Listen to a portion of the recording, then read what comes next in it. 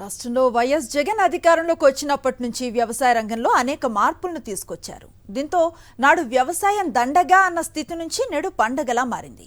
రైతు భరోసా పథకంతో పెట్టుబడి సాయం అందిస్తున్న ప్రభుత్వం ఆర్బీకేల ఏర్పాటుతో వ్యవసాయ రంగంలో విప్లవాత్మక మార్పులను తెచ్చింది. దీంతో పాటు గతానికి భిన్నంగా ధాన్యం విక్రయించిన 2 రోజుల్లోనే అకౌంట్లో నగదు జమ చేస్తూ రైతులకు చేదోడుగా నిలుస్తోంది. తెలుగుదేశం ప్రభుత్వ హయాంలో రైతుల వద్ద కొనుగోలు చేసిన ధాన్యానికి సకాలంలో డబ్బులు చెల్లించిన పరిస్థితి ఏనాడు ఉండేది కాదు. ధాన్యాన్ని అమ్ముకున్న రైతులు నగదు జమ కోసం నెలల తరబడి వేచి చూడాల్సిన పరిస్థితి. ధాన్యం సేకరించే విధానమే చాలా వరకు అస్తవ్యస్తంగా ఉండేది.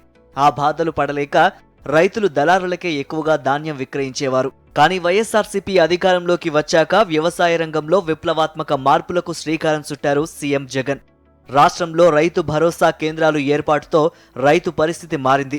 రైతుకు అవసరమైన ఎరువులు, పురుగుల మందులు, నాణ్యమైన విత్తనాలు ఎప్పటికప్పుడు అందించడంతో పాటు వ్యవసాయ నిపుణులు కూడా రైతులకు సలహాలు, సూచనలు ఇచ్చే విధంగా ఏర్పాట్లు చేశారు. దీంతో పాటు రైతు వద్ద కొనుగోలు చేసిన ధాన్యానికి 21 రోజుల గడువు ఉన్నా కేవలం 48 గంటల్లో రైతు అకౌంట్లో నగదు చేసే విధంగా చర్యలు తీసుకున్నారు. ఒక్క తూర్పు గోదావరి జిల్లాలోనే 495 కోట్ల రూపాయలు విలువ చేసే ధాన్యం కొనుగోలు జరిగితే 46,000 మంది రైతులకు సకాలంలో 484 కోట్ల రూపాయలు చెల్లించారు. దీంతో రైతులు ఆనందం వ్యక్తం చేస్తున్నారు.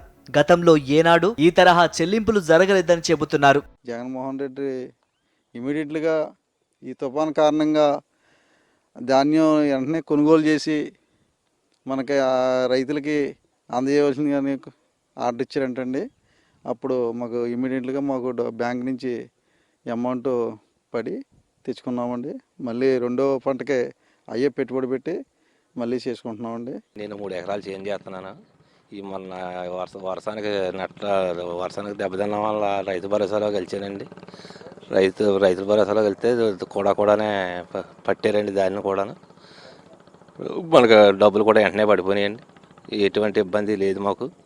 సంక్షేమం కోసం అనేక పథకాలు అమలు చేస్తున్న ప్రభుత్వం ఖరీఫ్ ధాన్యం కొనుగోళ్ల విషయంలో కూడా పూర్తి పారదర్శకంగా వ్యవహరించి రైతుకు మేలు కలిగేలా చర్యలు తీసుకుందన్నారు మంత్రి వేణుగోపాలకృష్ణ. కేవలం 2 రోజుల వ్యవధిలోనే రైతులకు ధాన్యం కొనుగోలు చెల్లింపులు జరిపిందన్నారు. 496 కోట్ల రూపాయలు తూర్పుగోదావరి జిల్లాలో రైతుల ఖాతాల్లో వేశారు. ఇక్కడ దళారీ వ్యవస్థను మొత్తం రూపుమాపేశాడు కదా. దళారీ వ్యవస్థ లేదు. రైతు దోపిడీ గురి కాకుండా ఎన్ని చర్యలు తీసుకోవాలో అన్ని చర్యలు తీసుకుంటున్నారు. తుఫానుపై ముందుగానే అప్రమత్తమైన ప్రభుత్వం రైతులకు నష్టం వాటిల్లకుండా జాగ్రత్తలు తీసుకుంది. దీంతో పాటు కోతలు పూర్తయి తరలించడానికి సిద్ధంగా ఉన్న ధాన్యంపై తుఫాను ప్రభావం పడకుండా ఉండేందుకు ముందుగానే ఆఫ్లైన్లో కొనుగోలు చేపట్టింది. తూర్పుగోదావరి జిల్లాలో దాదాపు 6,300 టన్నుల ధాన్యాన్ని సేకరించి రైతులకు ఇబ్బందులు కలగకుండా చర్యలు తీసుకున్నారు.